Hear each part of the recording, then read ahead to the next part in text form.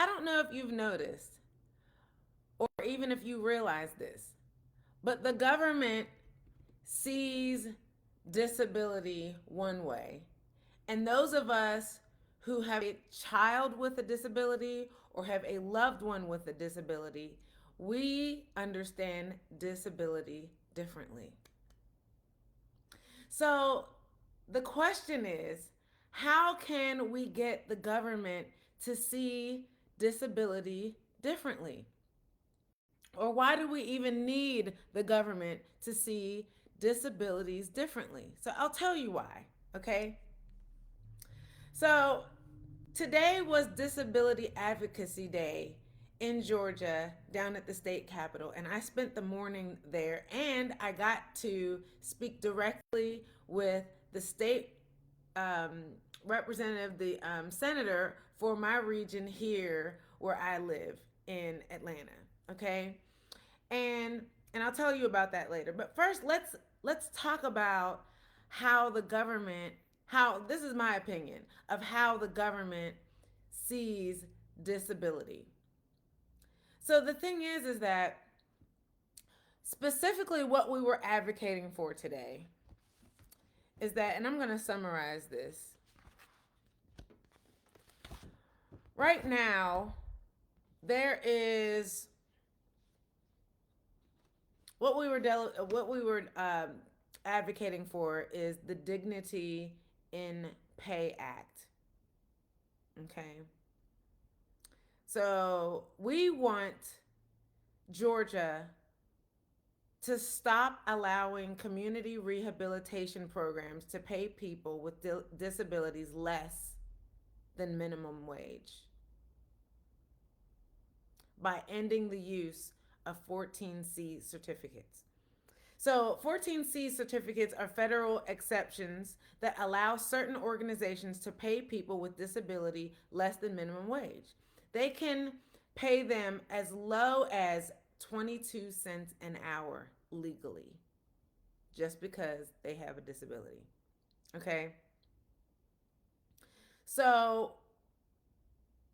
in Georgia, only organizations who are designed to help people with disabilities find employment opportunities, called community rehabilitation programs, use these certificates. And these community rehabilitation programs can make over $1 million a year in profit while paying their employees as low as 22 cents an hour. Okay. So actually, when I saw this, I was really upset. Like, what are you talking about? This is crazy. But when I think about it, my son, who has autism, actually he participated in one of these programs. I didn't even realize it at the time until I thought about it. He worked for an organization. I'm not going to tell you the name. Whenever he graduated from high school and he was in a transition to work program, and he participated in this program uh, over the summer, and it was like, I don't know, an 8-week program, and this program helped people with special needs. It helped them with job training and preparing for an interview and created a resume for them, and it just gave them some skills. So I was happy about this. It was it's a it was a free program. He qualified for it. I wanted him to have this training, and what they did was, for them to earn some money, they partnered with the local hospital for them to do some piecework. Okay, so they didn't charge them for per hour, they charged them per piece. And so they did things like, how when you go to the emergency room and I don't know if the nurse is taking your blood pressure, or she has to if you need stitches, or if she has to put some pads on your chest so she can do an EKG or something. She reaches over in a drawer and she pulls out a little clear plastic bag of something that already had like a little kit, and it already has all the things she needs in it, and she rips it open and she pulls the stuff out that she needs. Somebody has to assemble those bags.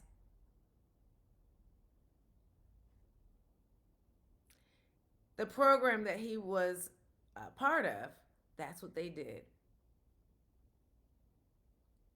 They assembled those bags at the hospital and they got paid per piece, 25 cents a piece.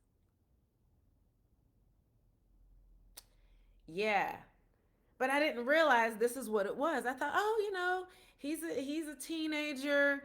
He's in this transition to work. They're teaching him things. Oh, he's learning skills. But that's what this is. They're paying, people. Uh and so the thing is that it was part of the program, but what would happen is that he would go in the morning and they would do training up until lunchtime, and then for a couple hours after lunch they would work, but they wouldn't make minimum wage. They would get, you know actually it wasn't $25 a piece. It was more like 8 cents a piece, or I don't know how much it was per piece, but it would equal pennies per hour. It wasn't minimum wage. I don't know how much it was. At the end of the 6 week period, or at the end of 2 weeks, in 2 weeks he got paid like $20 or something. In 2 weeks. That's what this was. I didn't know. It was his very first paycheck. It was part of the program. I thought it was cute, whatever. But that's what this is.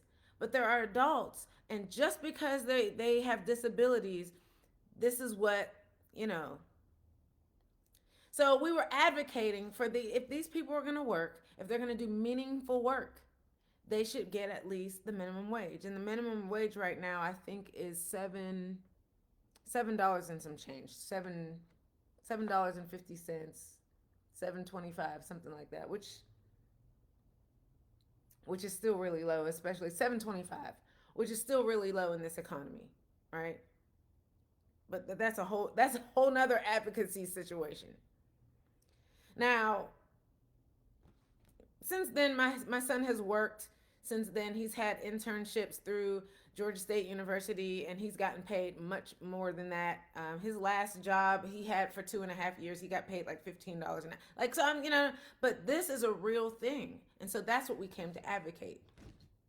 So that's what we're doing. I was there with Georgia State University, but so that is what we did. But whenever I talked to the senator, I got to talk today to Senator Rashawn Kemp.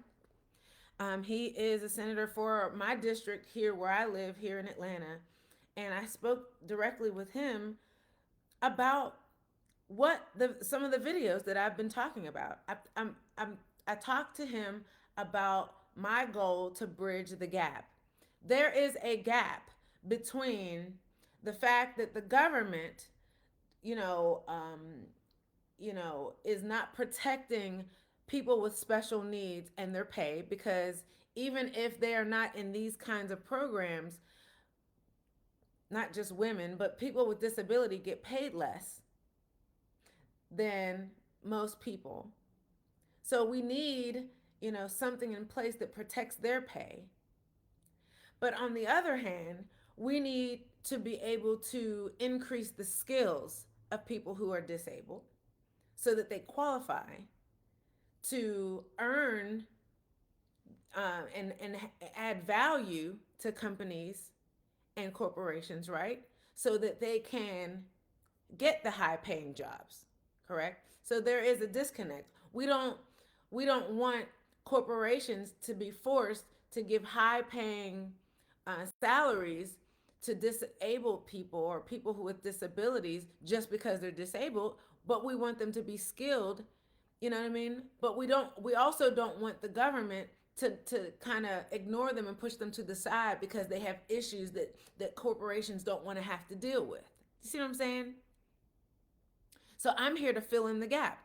I want to help moms specifically to help pull the skills and pull the value out of their young adult children with special needs so that they can be valuable enough to these companies, and so the companies can see the value and see their worth and pay them what they're worth. That's where I come in. Okay? So if you want more information on that, go to my website, TerayWard.com, and you can subscribe because I'm going to have some opportunities for you to be able to be a part of that. But I also just wanted to talk to you about how we can make the government see disability differently, and how we can bridge that gap with the value of people with disabilities, and how they can be treated better, and how they can be paid what they are worth. Okay? So thanks for watching. Share this video, like this video, subscribe on YouTube, and I'll talk to you later.